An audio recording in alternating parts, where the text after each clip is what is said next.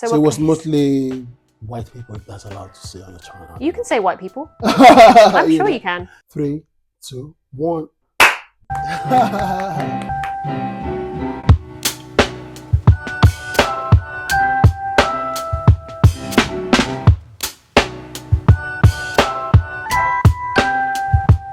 My name is Abraham. I'm a management consultant. I do advisory services for prospective investors that want to explore the African market.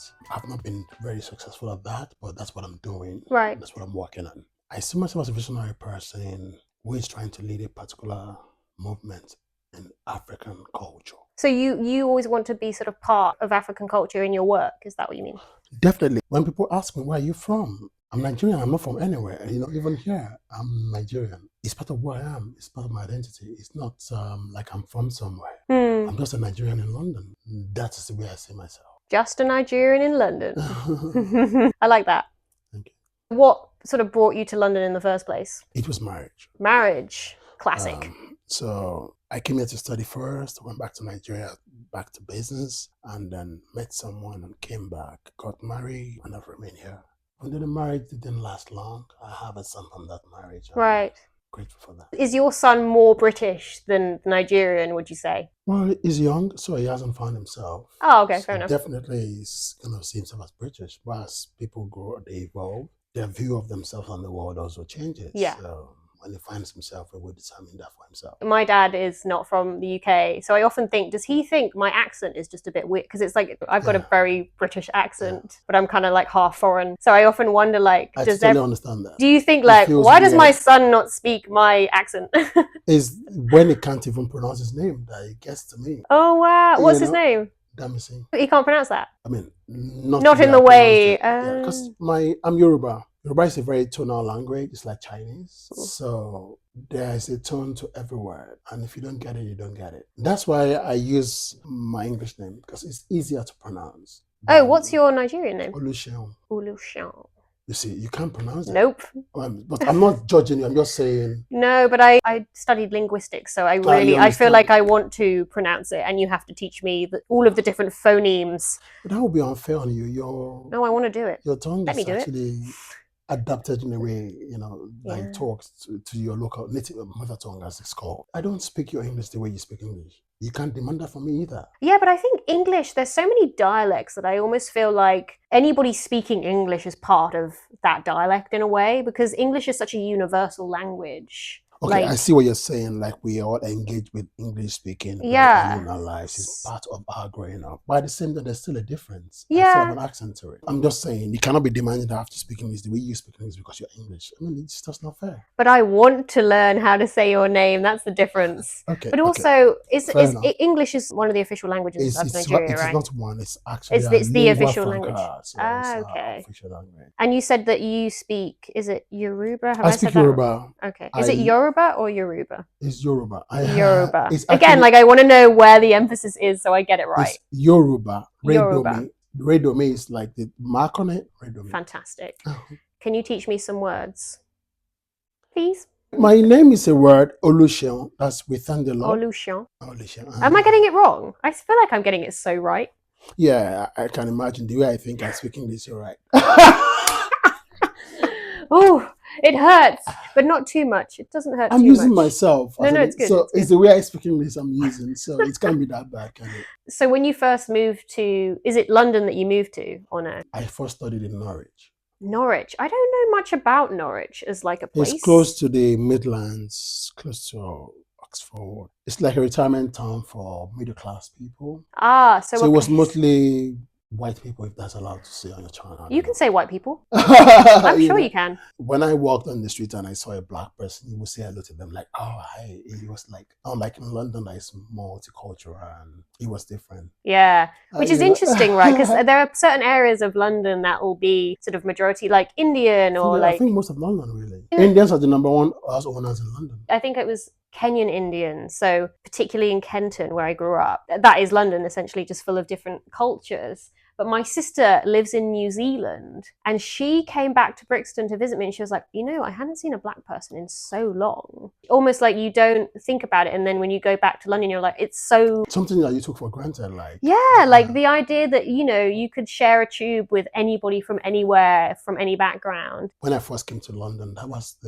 one of the most interesting things for me. I just sat down at stations and just watched people, the diversity. I'm from Lagos, which is actually... You're from Lagos? Nigeria. So it's a very diverse culture too, in terms of Nigerians and other Africans. Yeah. But when I came here, it's a difference, more a global melting pot, unlike what Lagos was. So I used to just sit down, watch people and try to guess their nationality. People watching is very popular here. What's like the weirdest stuff you saw? Because I feel like in London, you could just see some weird stuff going on when you're watching people. What was weird to me at the time, when I just came, the way some people dressed, it was just too much. Very sort of overtly colourful, or... You see a guy wearing makeup and bangles and earrings. It was strange to me. Oh, interesting. You'd never seen a drag queen or a transvestite before? I suppose not. Not as much as it was common. Right.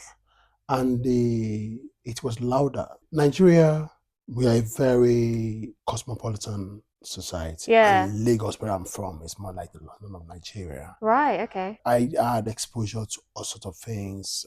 Drag queen, like Denrele was a very popular example. I don't want to use your name to trend, sorry. And I've met him. He's a very lovely guy. Went to the same university. But it was just the frequency and the loudness, and it was a bit too much, like you're trying too much. Was it a culture shock, do you think?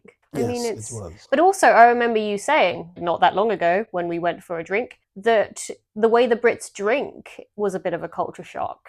Nigerians drink a lot more than the British. Oh, really? I didn't drink as a person. I had friends who drank, but they drank without me. They watched football matches. I didn't watch them. I didn't watch TV between 1996 and 2020. Why not? I read a book which said an average human being watches television for 30% of their lives. And I thought that was too much to invest. And then I read another one that said why the luxury brands don't advertise on TV is because their audience are not watching TV. Yeah, it's kind of a more refined audience, and they want that, the high-end audiences, don't they? And I decided I wanted to be part of that audience. I didn't want to be part of the people watching the TV. The Audemars Piguet audience.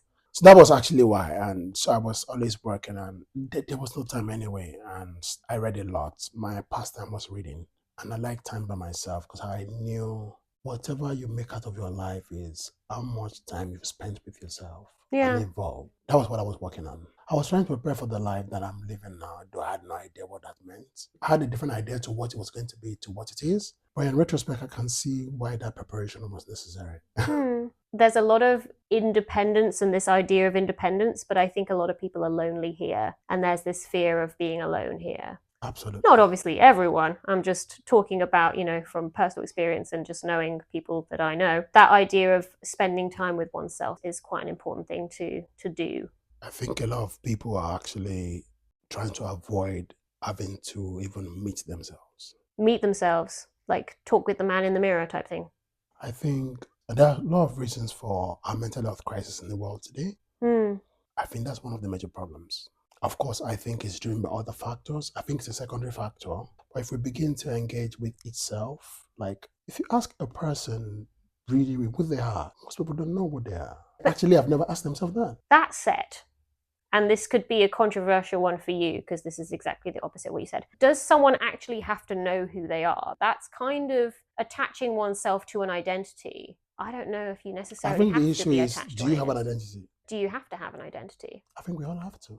Personally, I think a human being, our species, is an information package. An information package? Yes. We are built of DNA. Yes, true. Which is actually information.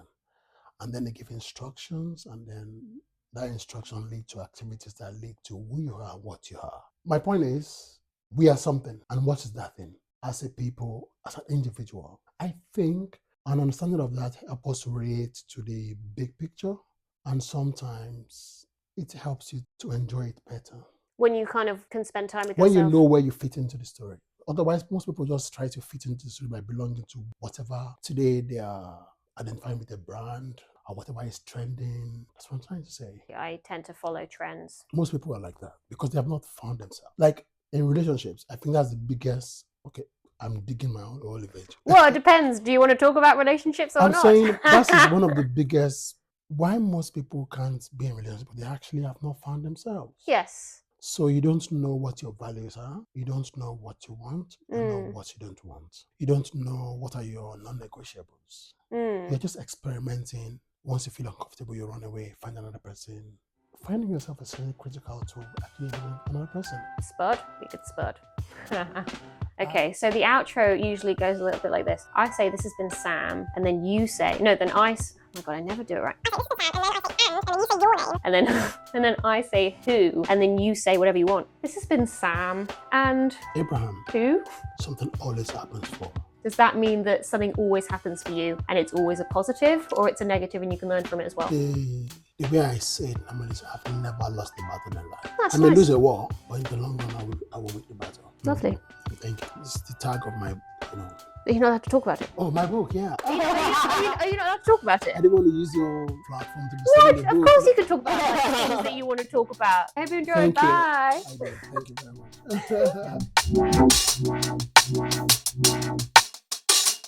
I didn't even know if this recorded. Hopefully it did. No, it probably did.